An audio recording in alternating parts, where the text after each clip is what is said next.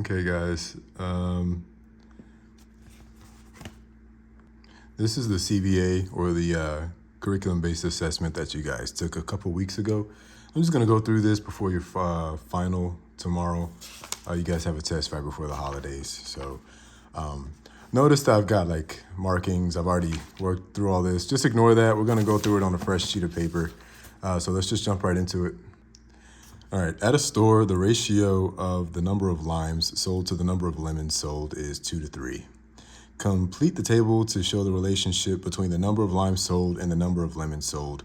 Move the correct answer, blah, blah, blah. This is for those who are using a computer. You can just drag these answers wherever you want. Cool. So let's start on a fresh sheet of paper here. It says that and remember, in my head, I'm doing this. This is the only time I'll do this, but at a store, the ratio, so you say ratio equals 2 to 3. Limes sold to the number of lemons, so I know this is limes. I know this is lemons. Just write down everything you know. And now they're asking, complete the table. So show the relationship.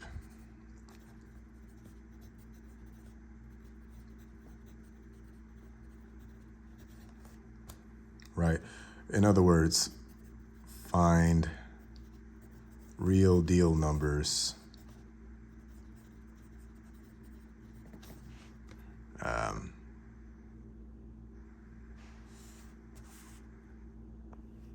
here we go. Find real deal numbers from ratio. Okay. So we know that limes and lemons are our units. Okay. For every, and we'll say this is the ratio side, and this is the real deal side. Right? For every 2 limes, I see 3 lemons. And then we just kind of play with these real deal values as they give us them on this table. So number of limes sold, I see 24. So does that go on the top or bottom? 24 would go on the top because it aligns with limes. And yeah, they're asking us to solve for the number of lemons sold. So I'll say, okay, how many times? We can use scale factoring. We can use cross multiplication. Or let me rephrase that. We can use scale factoring, which looks like that. We can use the butterfly, which looks like this. And I'll just park it there. I want to use scale factoring. That's easiest. How many times does 2 go into 24? Well, that's 12. 12 times it does. So what we do to the top, we must also do to the bottom. What is 3 times 12? Well, that's 36. Okay, and that's why I put 36 here. If you're working on your computer, you would just drag 36 down. Now, they already solved the second one for us, so we'll skip it. Let's pretend this is X, like I didn't already solve it. And 108 is our number of lemons sold. I'm gonna erase this here. You can restart and write all this out again, but just for the sake of time and space, I'm just gonna erase our thing that's always changing on the real deal side. Yeah, so let's say 108 lemons, right, is X amount of limes. Well, we know the relationship between limes and lemons is 2 to 3 based on our ratio side. So let's see. We can do, for this one, let's just change it up a bit, and let's do this just for the sake of variety. We could do scale factoring again. I'm gonna try butterfly. Got a sneaking suspicion that this might be easier for this one. What is 3 times X? Well, we know that that's 3X is equal to, excuse me, scoot my chair over a little bit here so this stops veering off to the side. Equal to what? Well, what is 2 times 108? We can do that work down here or over here. Let's see, 108 times 2. Right, and then you say 16, 1, and 2, 16. Now we need to find out what is Well, one step at a time. This is 216. We just found that. Now the goal, remember, is to get x what? By itself. So how do I do that? Well, just look at what's being done here. And excuse me, I wrote this in a way you might not be familiar with. You can also imagine that as 3 parentheses x, which is the same as 3 times x. So if we're multiplying over here, how do we get x by itself to solve for it? Well, what's the opposite of multiplication? Well, that's division. And that'll get rid of that 3. And that's it. Now we just have to figure out what 3 times, what 216 divided by 3 is. So top in, bottom out. Thank you, Mr. Aldape. 3 goes into 2 0 times. 3 goes into 21 7 times. That's 21. You can just say that's a multiplication sign. Subtract. How many times does 3 go into 6? Well, that's twice. And there you have it. So 72, which is what we got. And we did it. Question 2, this one stumped a lot of you guys, so I've been told. The rectangular model is made up of squares. Each square is of equal size. And their question is, what percentage of the model is shaded? Okay. So your first instinct, and I'm just going to draw a line to just indicate this is a different problem. And I'll put 1 here. Yeah, and then 2 down here. So your first instinct might be to count these, right? So you can say like, your first instinct actually might be that these are all, these are 10 up and 10 across, right? So you would say 10, 20, 30, 40. And then maybe you would count these 4 here, and that'd be like 44, which ironically would probably lead you closer to the actual answer. But just whenever you see a problem like this where a box is shaded, make it a habit to count how many boxes are up and across. And that'll tell you how many boxes are in the total box here. That'll make sense in a second. So I see 1, 2, 3, 4, 5, 6, 7, 8. So you see I wrote 8 over here. Just ignore all this for now. And then this is 1, 2, 3, 4, 5, 6, 7, 8, 9, 10. So that's 8 up, 10 across. Guys, if you want to, you can't just automatically assume that this is 10, right? You can't say 10, 20, 30, 40. No, that's not always going to be the case as is displayed here. So you can say, okay, since this is 8 up and 10 across, well, I know that the total number of boxes inside of here is going to be 8 times 10. That's just the formula for the area, right? Length times width is equal to the area of a box or rectangle or square, I guess. But in this case, a rectangle. So if we just fill in our numbers here, the length we can say is 10. The length would be 8. And then the width would be 10. It doesn't matter which one you want to dictate. It's both. It works both ways. If you want to say A equals 10 times 8, that works too. Okay, these are both right. I just want you to know that this will give you the total number of boxes. So area equals 80 boxes. Yeah. So so now that we know that there are 80 boxes, we can say our total is 80 boxes.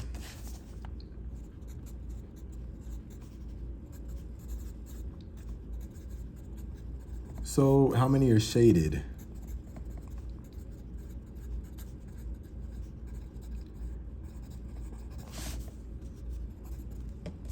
And then the question is to find the percentage.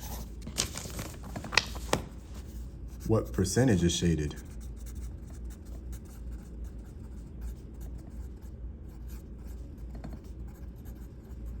Right? So whenever you see what percentage of something, how many of something out of how many of something else is shaded, whenever you see language like that, that should give away that you're going to be working with a fraction, right? You can always get a percentage from a fraction. That's pretty simple. So we can go and say, okay, well, we know that there are 8 up, right? There are 8 boxes, and Just ignore that.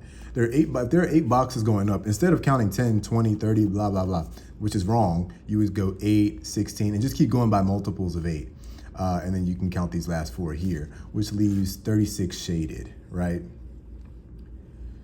All right, so yeah, I think that's pretty straightforward. For the sake of time, I'm just gonna go a bit fast. If you need to slow this down, guys, I'm pretty sure all of you know how to do this. On your video, there should be like a settings button, excuse me, which you can control the speed of the video. If you want to slow this down to maybe 0.75, that's perfectly understandable.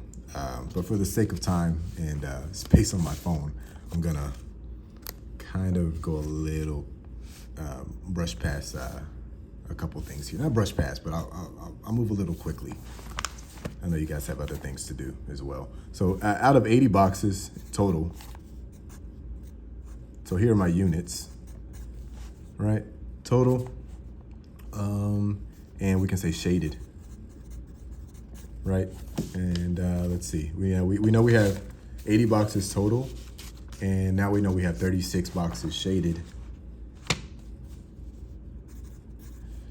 So what's the percent, right? And my first question is, can this be simplified? Well, yeah. We know that at the very least, these are both even numbers. Well, how many are shaded, first of all? We answered that first question, 36. Now, to find the percentage, we just need to do this division. But I want to make it easier on myself. So I'm going to say these can both be divided by 2, right? And that's equal to 18 over 40. And that can be divided by 2 again. And that's equal to 9 over what? 9 over 20. Yeah. And from there, we can just go ahead and do our long division. Top in, bottom out. Well, how many times does 20 go into 9? We just went over this last week, and you guys did great. So you know that this goes into it 0 times. Behind every whole number, there's an implied what? Exactly, decimal. And behind that decimal, there's a what? A 0. So you could say 20 goes into 90. Yeah, about 4 times. And that's going to be 4 times 20, which is 80. Another thing I noticed you guys doing, you guys kind of tend to put a decimal, not all of you, but some of you, when I have you come up to the board, you put a decimal right here. That's not necessary and not correct. You have to, the only place the decimals come into place is here and up top. And I've just noticed my first mistake. You need to carry up this decimal like that. This is the only 2 places you need to worry about your decimals until you get to the end of your calculations down here. But just understand that this does not translate to coming down here. This 80 is its own number. And this 9.0 should be treated as if it were a 90 when you do its subtraction, when you do your subtraction, excuse me. So that's 1, right? And then there's another implied 0 back here. I don't want to leave a remainder down here. So let's, how many times does 20 go into 100? Well, it's, oh wait, yes, 5. Making sure I lined up my numbers correctly. Yeah. 5 times 20 is 100. And wrap it up. Now we know that this is equal to 0.45. Now we talked about this. How do we turn a percentage into a decimal into a percentage? We just pop this over twice. Pop the decimal over 2 times, and that'll be your percent. So that'll be 0.45 is equal to 45%. And an easy way to remember this, guys, a percent sign has these 2 bullets, like pop, pop. If you want that, if you want to use that as like a mnemonic, I use that, you know. I say, oh, okay, well, what is this in percent? Well, I know the percent sign is going to go over here and it needs 2 bullets. So I'm going to move this over twice. Pop, pop. You know, it's kind of dumb, but it works for me. Okay, question 3. A salesperson sold items to 8 out of the last 25 customers who entered a store. What percentage is equivalent to 8 out of 25? All right. From this point on, I'm just going to stop writing out the bullet arrow things, and I'm just going to dive right in. So number 3, I know that a salesperson sold items to 8 out of the last 25 customers. And you can see I already have that written out right here. So it says 8 out of the last 25 customers. These are both customers who entered a store. So a salesperson sold items to 8 out of the last 25 customers who entered the store. What percentage is equivalent to 8 out of 25? Oh, well, we just did this, right? So top in, bottom out. Well, first of all, can this be simplified? I don't immediately see anything that goes into both of these. So let's just say top in, bottom out. Right. So does 25 go into 8 at all? Well, no. Right. And behind every whole number, there's an implied what? Decimal. And behind that decimal, there's a what? A 0. How many times does 25 go into 80? Well, about 3 times. And that'll give you 75 if you multiply it, right? Yeah. Remember, don't put your decimal down here and bring this one up. And maybe the way I wrote that is confusing. This can be also like a multiplication symbol. So what's 80 minus 75? Well, that's a solid 5. Does 25 go into 5? No. And carry down another implicit 0. Does 25 go into 50? Why, yes, it does. So 2 times 25 is 50, and yeah, wrap it up. There you go. And what is this as a percent? Well, now we know that it's 0.32 is your quotient, or pop, 32%, pop. Yeah. And there you have it. Number 4, another simple one. A baseball traveled 330 feet in 5 seconds. So we already have our first couple of units. I'm going to say, well, let me read the whole question first. Which rate is equivalent to the rate at which the baseball traveled? All right. Let's see. Okay. Well, we already have our units. I see feet per second. Right. And it says the baseball traveled 330 feet in 5 seconds. Right. Which rate is equivalent to the rate at which the baseball traveled? Okay. All right. So one of the first things I notice, I see this word rate. You know, which rate is equivalent to the rate at which the baseball traveled? Well, that should remind you from the proportional reasoning lessons that we did that this is talking about unit rate. So right here I wrote, find the unit rate. And don't worry about that right here. But so yeah, so how do we find the unit rate? Well, we need to put it over 1, which means our smaller number must go on the bottom because we have to put it over 1. At any other point, like when we were doing our problem with,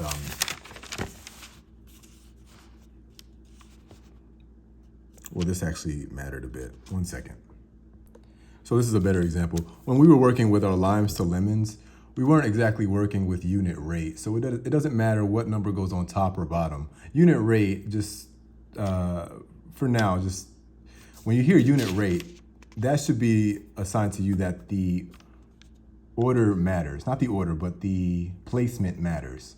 So you want your smaller number on the bottom when you're dealing with unit rate. First, let me just kind of finish my thought here. When you, I say the placement doesn't matter here because you would get the same answers if you were to say 3/2, right? You're dealing with ratios, not exactly a unit rate of anything. So long as you have your limes lined up at the top and your lemons lined up at the bottom, or your lemons lined up at the top and your limes on the bottom, so long as you stay consistent with your placement, like where your numbers are, or rather, so long as these numbers are matching your units, then it doesn't matter what goes on top or bottom. But since we're dealing with unit rate, that should ring bells off in your head that the smaller number needs to go on the bottom. All right. So let's get this over 1. So let's say top in, bottom out.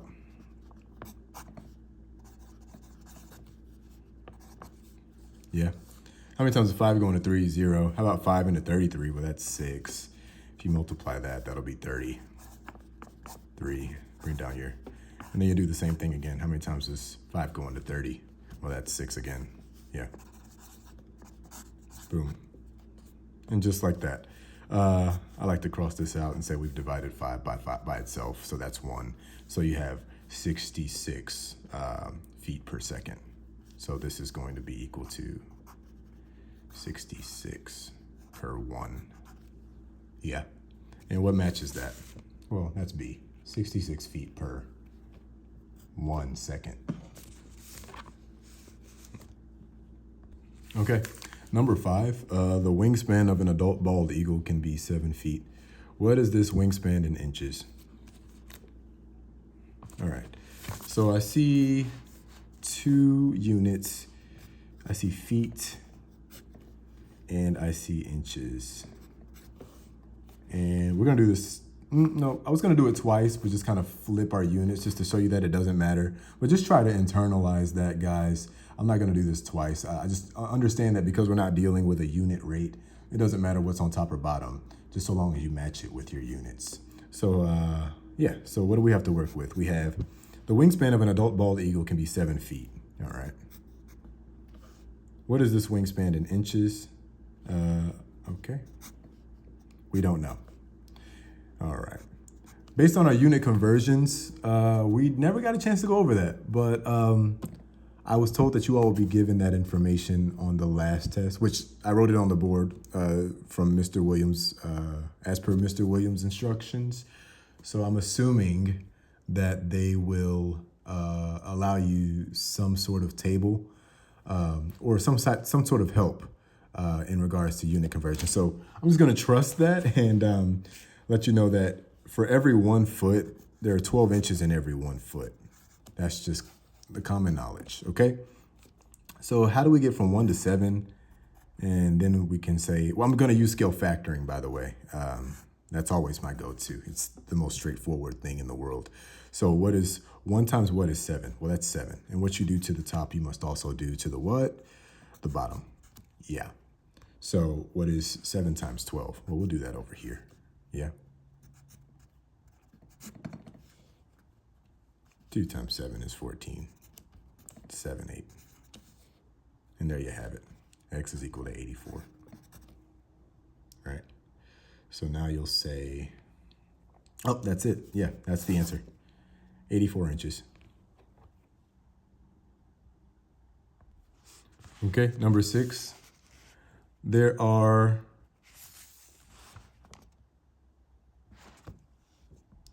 5 student volunteers for every 2 adult volunteers at an event. Which groups could represent the numbers of student volunteers and adult volunteers at the event? Okay. So I see that there are 5 student volunteers. Okay. For every 2 adult volunteers. So I see student and adult.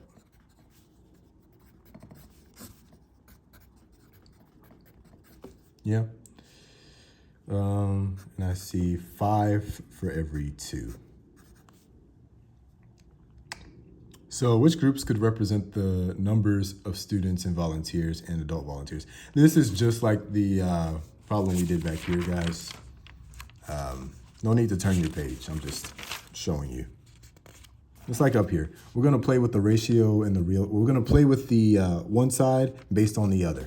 So this is a ratio. So I'm going to put that on the ratio side. And that's equal to something on the real deal side. Yeah.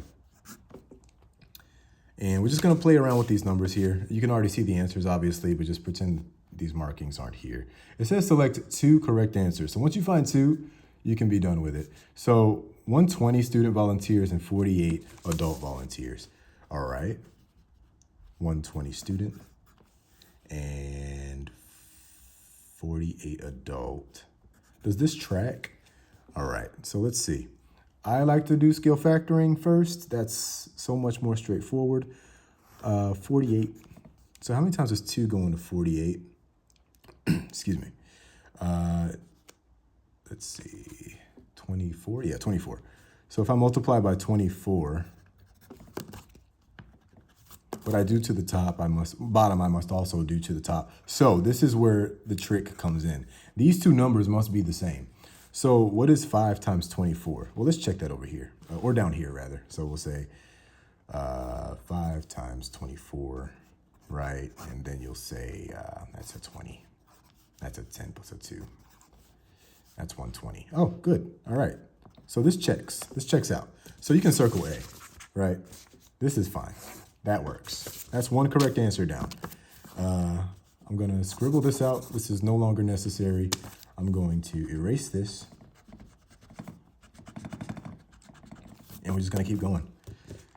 20 student volunteers and 50 adult volunteers. 20, 50. Sure I have that right. Yeah. All right, well, how many times does 2 go into 50? Well, 25 times. 25 times 2. And if you don't know that, guys, just you can play with it using long division, top in, bottom out. How many times does 2 go into 50, right? So, or another way to write that is, what is 50 divided by 2? Top in, bottom out. 2 goes into 5 twice. That's 4. Minus, that's 1. 10, that's 5. 10. That's 0. 2 goes into 50 25 times. So then this must also be true. What is 5 times 25? And it better be 20. Because if it's wrong, then this whole answer is wrong. So 5 times 25, well, it's definitely not 20. So I'm just going to go ahead and erase all this. This is wrong. And I'm going to cross out B, like I have up here. This is the only copy I have, guys. That's why it's so scribbled on. Okay. And last one. You can scribble that out. We're done with that. I'm going to erase this. Right. Now we're going to say 85 students and 34 adults. Right. Well, how many times does 2 go into 34? And how many times does 5 go into 85? Let's see. You can do some long division here again. How many times does 2 go into 34? Or rather, what is 34 divided by 2? Right. And then you can say top in, bottom out.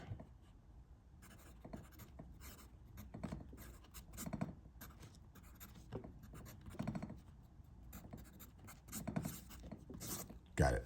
Okay, 17. And you can check your work as well. I've been too good at showing you guys how to do that, but 17 times 2, 2 times 7, that's 14. Right, 2 times 2, 3, 34. Yeah, and that checks out.